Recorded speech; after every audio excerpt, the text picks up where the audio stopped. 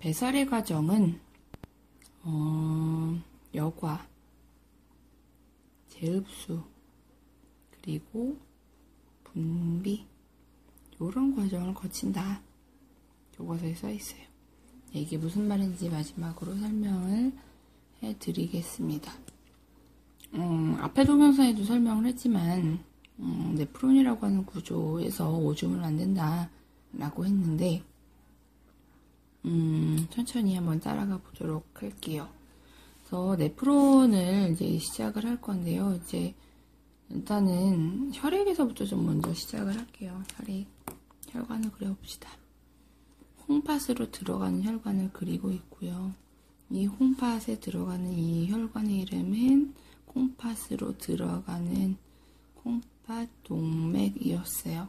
동맥, 정맥 사이에서는 모세혈관이 있는데 여기 이 신장 속에 있는 모세혈관은 좀 특이하게 구겨져 있다. 뭉쳐있다. 공처럼 뭉쳐있다. 그래서 여기를 뭐라고 했냐면 사구체라고 했죠. 이거 흔들리네. 그 다음에 이 길은 이제 모세혈관이고요. 여기는 이제 뭉쳐있으니까 이제 사구체 모세혈관이고 모세혈관으로 쭉 나가게 되겠죠. 그리고 이것은 어느 순간 쭉 빠지게 되면 어디로 나갈 거냐면 콩팥, 정맥 이렇게 나가게 되는 전체적인 구조예요. 자, 그러면 이제 시작을 해봅시다. 콩팥 동맥에 흐르고 있는 혈액, 이게 성분을 한번 보잔 말이에요. 혈액이죠.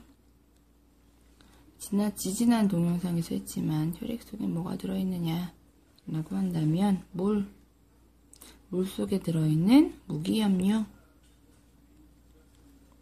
그리고 단백질, 혈구는 뺄게요. 혈구는 이제 세포 성분이니까 우리 어떤 성분으로 치면 이제 물이나 이런 것들만 이제 고민을 해볼게요.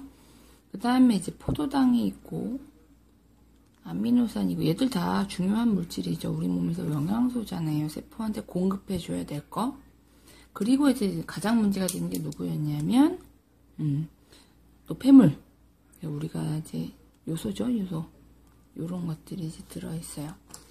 자, 이것들을 이제 전부 다 싣고 가볼 거고요. 기억하셔야 될 건 우리의 목표는 뭐다?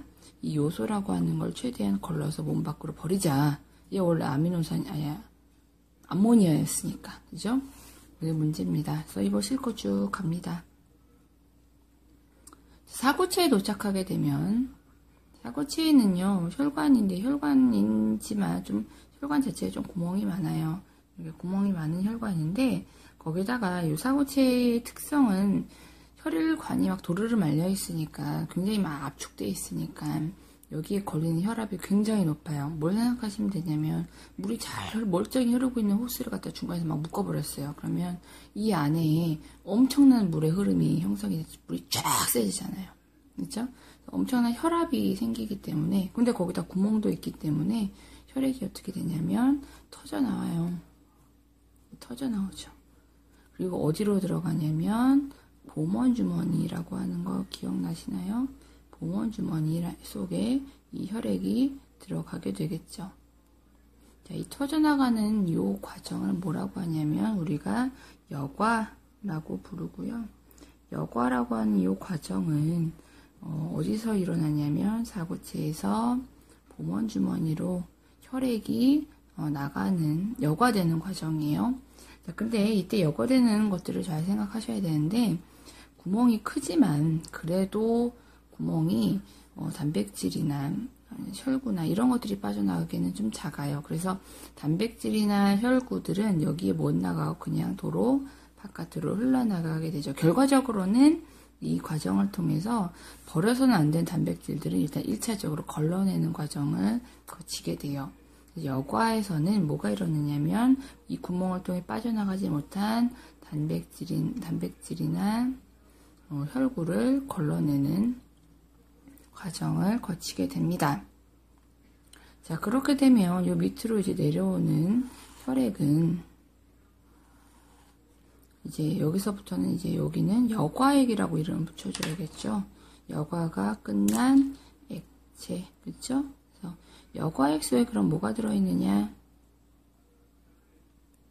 비교를 해보면, 혈액과 여과액의 차이, 혈액에서 여과액 내려오면, 물은 뭐, 엄청난 혈압으로 지금 터졌으니까, 물 속에 녹아있는 무기염류 같이 나왔을 거고, 단백질은 못 나왔다고 그랬죠. 그래서 여과액수는 단백질이 없어요. 그러나 포도당과 아미노산은 크기가 작아요. 이건 소화가 돼서 아주 작은 입자잖아요. 그래서 아미노산은 빠져나오게 되고, 그리고 마지막으로 요소가 들어있게 된 여과액들이 이렇게 흐르게 됩니다. 자, 이게 1차, 첫 번째 과정이에요. 자, 그 다음 두 번째 과정이 뭐냐면, 두 번째 과정은 잘 생각을 하셔야 되는데, 자, 지금 여과액 속에서, 이제 이 여과액이 여기만 흘러나가면 이제 앞으로 오줌이 될 거거든요. 근데 오줌을 나가면 안 되는 것들이 분명히 있어요. 그게 누굴까? 고민을 해보시면, 얘들이에요. 포도당, 아미노산. 얘들을 버려버리면 어떻게 돼요? 내가 소화할 필요가 없죠. 내가 기껏해서 음식물 다 소화해갖고, 흡수해갖고, 이거 세포 나눠주려고 혈액에서 흐르고 있는데 이거를 갖다 오줌으로 죄에 버려버리면 내가 뭐하러 먹었어요, 그동안. 그럴 필요가 없었던 거지. 이거 절대 이거 버리면 안 돼요. 100% 버리면 안 되기 때문에.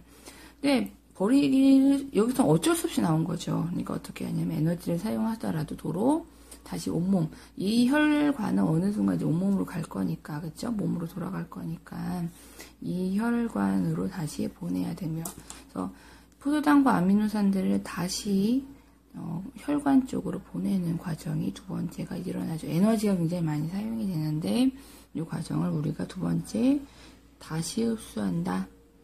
재흡수라고 부르고요. 어디에서 일어나냐면, 오줌으로 나가는 길, 세뇨관에서 오줌을 나가면 안 되죠. 혈관, 모세혈관 쪽으로 보내는 그런 역할을 하는데, 이때 뭘 하냐면, 포도당과 아미노산을 100% 재흡수하는 과정을 거칩니다. 제일 중요하죠. 이게 재흡수의 가장 중요한 목표고요. 그 다음에 또 하나가 있다면 이 과정에서 조절해 주는 게 있어요. 물이랑 무기염류 같은 경우가 사실 내가 몇 시간 동안 물을 안 마셔갖고 내 몸에 물이 없다.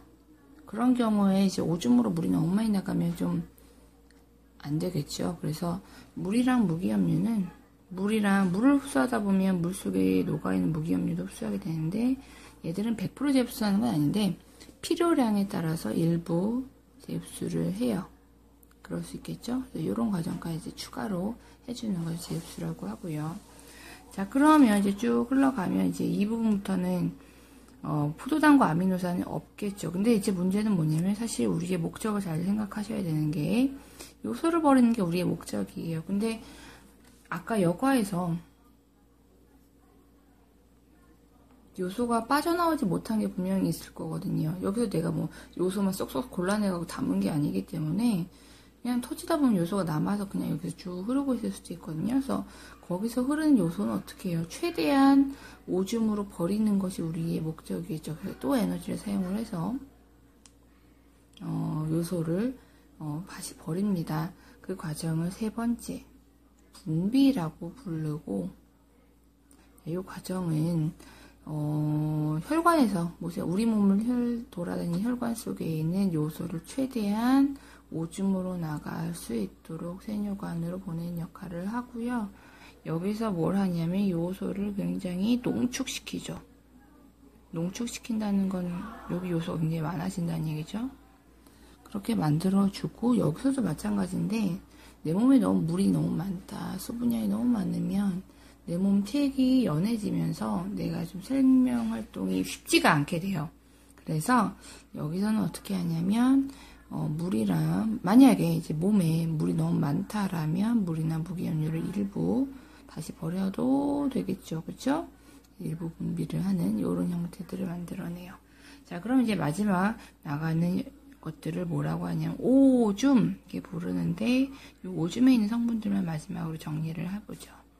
자, 오줌에 뭐가 있느냐 보시면 여과액이 흐르고 있었는데 포도당 아미노산 재흡수하고 요소를 굉장히 농축시키는, 그러니까 뭐가 있을까? 물, 그리고 물 속에 녹아있는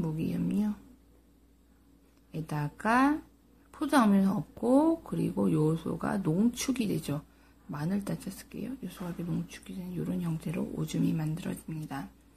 되셨나요? 그래서 전체적인 과정은 여과에서 뭐예요? 단백질을 걸러낸 후에 우리의 목적은 요소만 버리는 건데 요소 말고 중요한 포도당 아미노산이 남아있다 이거 아니에요. 그래서 그거는 도로 대흡수.